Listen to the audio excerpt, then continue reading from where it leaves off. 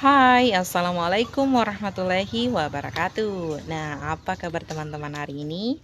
Kali ini aku mau sharing ke teman-teman yang mungkin punya keresahan yang sama ya, bahwa banyak juga teman-teman baik di fanspage maupun di grup yang mengatakan bahwa ketika kita melaksanakan ujian tatap muka yang dilakukan secara serentak dari Sabang sampai Merauke hingga ke luar negeri di tanggal 16 dan 17 Desember kemarin, itu banyak sekali khususnya mahasiswa baru ya, mahasiswa baru yang kaget dengan isi soal yang keluar. Karena kenapa? Karena banyak yang mengeluh bahwa mereka sudah mempelajari tes formatif yang ada di dalam modul, tetapi soal-soal yang keluar itu jauh sekali melenceng dari contoh-contoh soal yang ada di tes formatif. Jadi ini disclaimer ya, disclaimer. Sebelum saya lanjut ke pembahasan, tolong teman-teman tekan tombol subscribe, bunyikan lonceng notifikasi, dan jangan lupa untuk memberikan like serta berikan komentar di kolom komentar. Semoga dengan bantuan teman-teman channel saya ini dapat berkembang dengan baik dan saya terus bisa bersemangat dalam memberikan kalian informasi maupun membuat konten-konten yang semuanya khususnya bertema tentang perkuliahan di universitas terbuka. Nah, kita lanjut ke pembahasan. Jadi, mungkin banyak sekali khususnya mahasiswa baru yang terkaget-kaget dengan isi soal yang keluar di soal UTM kemarin di tanggal 16 dan 17 Desember.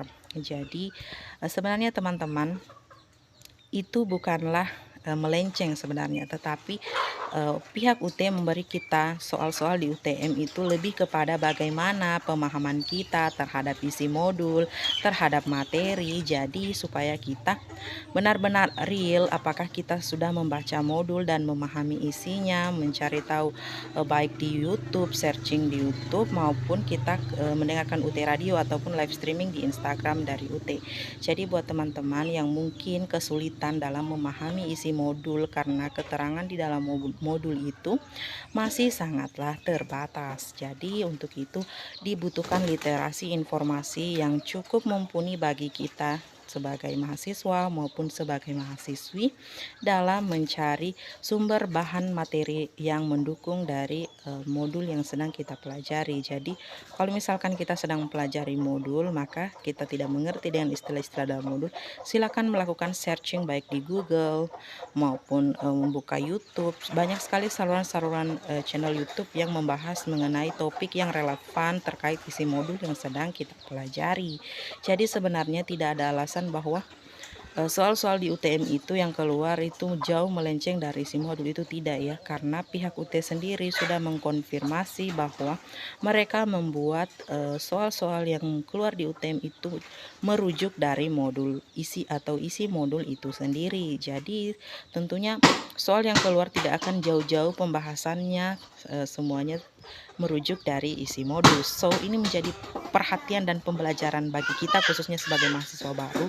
Jadi kemudian di semester berikutnya kita harus lebih untuk memperdalam pemahaman, pengetahuan kita, dan juga mengumpulkan banyak literasi informasi terkait materi yang ada di dalam modul. Jadi kita tidak hanya berpatok kepada isi modul saja, tetapi kita juga mencari literasi-literasi informasi yang tentunya relevan atau yang berkaitan dengan pembahasan yang ada di dalam modul.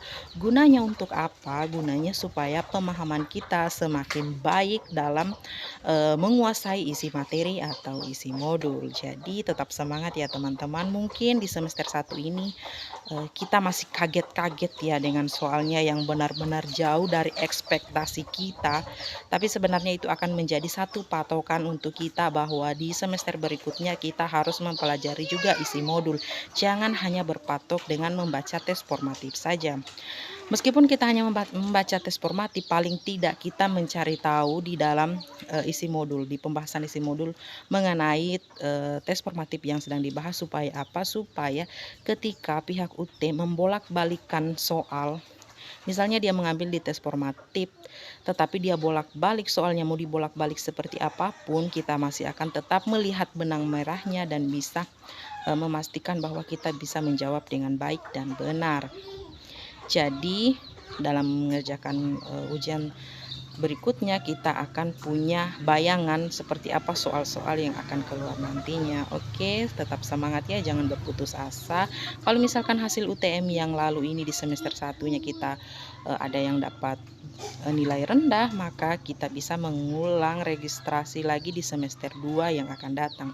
Jadi di UT itu keren ya, kalau kita misalkan punya nilai jelek di semester ganjil, maka registrasinya tidak seperti di universitas konvensional bahwa harus juga di semester ganjil. Atau misalnya kita punya nilai buruk di semester genap, maka registrasinya juga di semester genap. Itu tidak ya, tidak berlaku di universitas terbuka.